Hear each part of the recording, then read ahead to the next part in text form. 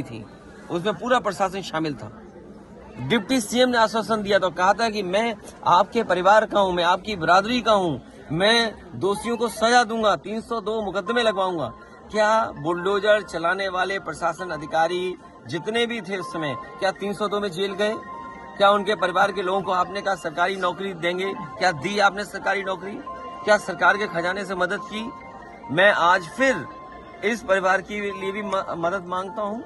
Bulldozer से जो मां बेटी की जान गई है, उनके परिवार के सदस्यों को सरकारी नौकरी दें। इस भाई जिसको पुलिस ने रोक रखा और भाई की जान चली गई, इस परिवार के भाई का जो जिंदा है, जो बीच में, उसको सरकारी नौकरी दें और 50-50 लाख की मदद करें। मैं पार्टी की तरफ से इस परिवार को 5 लाख रुपए की मदद कर रहा हूँ। सौरभ यादव, उनके परिवारों के लोगों से मैं मिला हूँ, पिता, माँ, उनका भाई और परिवार के और सदस्यों से भी।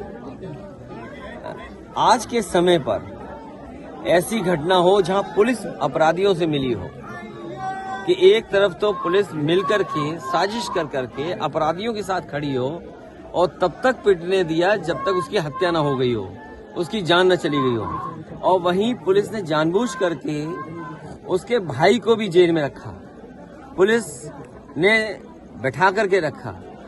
ये जो मुख्यमंत्री जी सदन में और भारतीय जनता पार्टी के लोग कहते हैं जीरो टॉलरेंस, क्या जीरो टॉलरेंस का मतलब यही है कि पुलिस को खुली छूट दे दी है? सौरभ यादव जैसे एक नौजवान की हत्या हो गई हो, यही जीरो टॉलरेंस है क्या?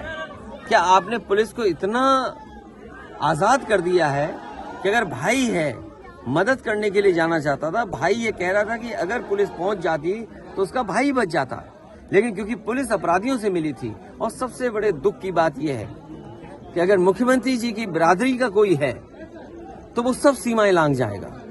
ये कहाँ का न्याय है? क्या यही जीरो टॉलरेंस है? अपनी बिरादरी के लोगों को किसी भी जगह बैठे हों, उनको कानून, उनको संविधान की कोई परवाह नहीं है, यही जीरो टॉलरेंस है क्या? एक ट्रॉमा सेंटर नहीं, पूरा उत्तर प्रदेश लूट लिया। दवाई है नहीं, अस्पताल में कहीं इलाज नहीं हो रहा। ये बड़े बड़े होर्डिंग आप देख रहे हो, ये बेमतलब की होर्डिंग है। कोई एक जिला अस्पताल नहीं बनाया इन्होंने जहां पर गरीब का इलाज मिल जाए। आप बनारस में देख लेना, ये प्रधानमंत्री का कॉन्स्टिट्यूंसी है। ये अलग बात है कि ये वो कहेंगे आयुष्मान कार्ड, लेकिन आज सरकारी अस्पतालों में गरीब का कम इलाज हो रहा है। प्राइवेट नर्सिंग होम, प्राइवेट हॉस्पिटलों में गरीबों का ज्यादा इलाज चल रहा है। तो ये नाकामी सरकार की है और किसी की नाकामी नहीं है। इस घोटाले को लेकर सदन में आवाज उठाएंगे? सदन में नहीं, सरकार को जवाब देना चाहिए कि अगर इस तरह का घोटाला हो रहा है तो गरीब को इलाज कैसे मिलेगा? और दोषी को सजा नहीं दोगे तो भ्रष्टाचार चलता ही रहेगा। अगर दवाई में है, ट्रॉमा सेंटर में है, और जगह है, पानी में है, माँ गंगा की सफाई में है, सीवर की सफाई में है, महंगाई में। आप ये बताओ, डीजल पेट्रोल इतना महंगा है, आखिर किसकी जेब में जा रहा है मुनाफा? तो ये तमाम सवाल है जिसका जवाब इनको देना पड़ेगा। 24 में आने से पहले यहाँ पर जो है जो सचिव चौबेपुर थे, उनका आस्था मांग राजभर लगातार दिल्ली जा रहे हैं। ये जो रिक्त स्थान लगातार दिल्ली दौड़ रहे हैं। आप लोग बचपन में रिक्त स्थान भरते थे, इसी तरह राजनीति में कुछ लोग हैं जो कभी कभी टीवी चैनल में समय में क्या दिखाएं, चलो नहीं दिखा दो। आपके ऊपर मुकदमा दर्ज करने की बात चल रही है, लगातार हेयरिंग चल रही है, किस बात को लेकर? ज्ञानवापी प्रकरण को लेकर मैंने कोई गलत नहीं कहा, जो मैं मानता हूँ वो मैंने कहा। यही सनातन धर्म है। अगर मुझे पेड़ मिल जाए पूजा करूंगा मैं। पत्थर रखा हो पेड़ के नीचे तो पूजा करते हैं हम लोग, लाल कपड़ा रख दें तो पूजा करते हैं। यही सनातन धर्म है। इसलिए बीजेपी के लोग गुमराह मत करो। सनातन धर्म क्या है? सनातन धर्म यही है कि लाल कपड़ा, पीपल के पेड़ के नीचे पत्थर रख दें तो वो हम पूजा करते हैं, और नहीं करते हैं। यहाँ से लखनऊ तक चलो, कितनी जगह मिल जाएगी आपको। यही असली धर्म है कि हम हवा भी पूजते हैं, धरती भी पूजते हैं, पेड़ भी पूजते हैं, पानी भी पूजते हैं। जितने पांच तत्व जिससे बने उसी में ढह जाते हैं हम। तो जितने भी तत्व हम सबकी पूजा करते हैं। क्या आग की पूजा नहीं करते हम? तो यही हमारा सनातन धर्म है। इसलिए अगर केस हो रहा है तो केस में कोर्ट में हमारा वकील जवाब देगा, लेकिन जो हमने परिभाषा पढ़ी है वो यही पढ़ी है कि हर एक चीज की पूजा करो।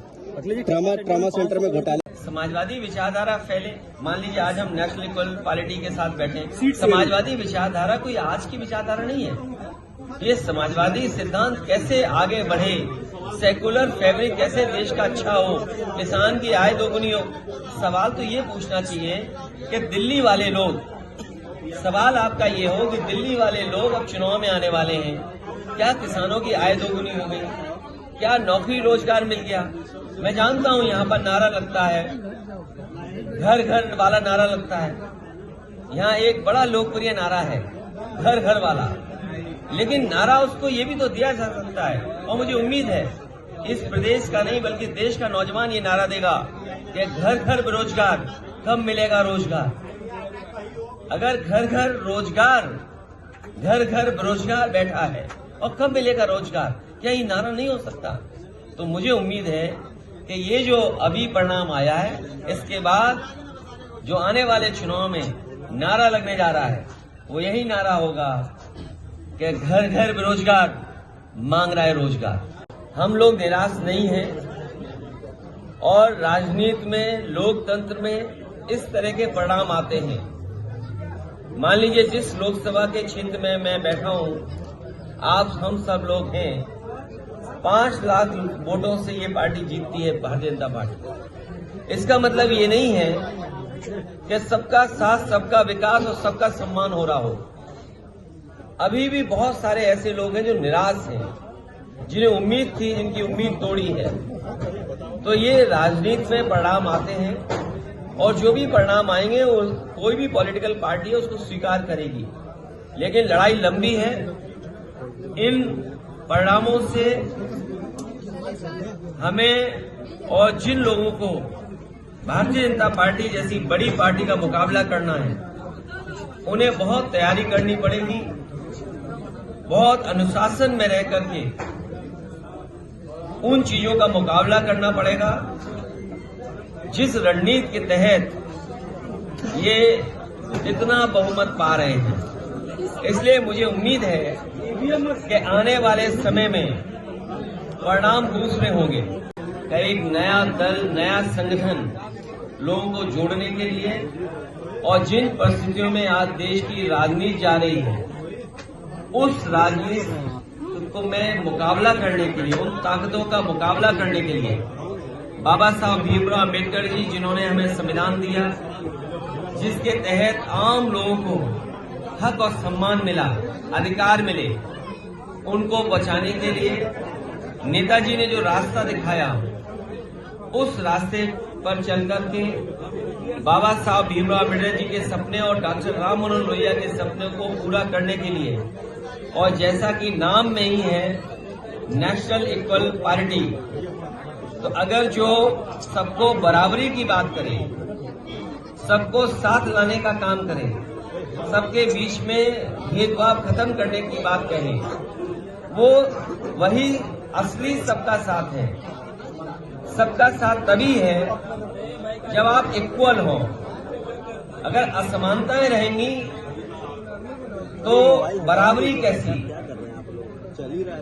सबका साथ, सबका विकास तभी संभव है जब सब में बराबरी हो, और बराबरी के लिए डॉक्टर बाबा साहब भीमराव अम्बेडकर जी, डॉक्टर राम मनोहर लोहिया, नेताजी और तमाम समय समय पे महापुरुष, राजनेता, साधु संत लगातार इसी प्रयास में रहे, जहां राजनीति की धारा में समाजवादियों का और समाजवाद यही है कि प्रॉस्पेरिटी हो, संपन्न हो लोग और बराबरी हो।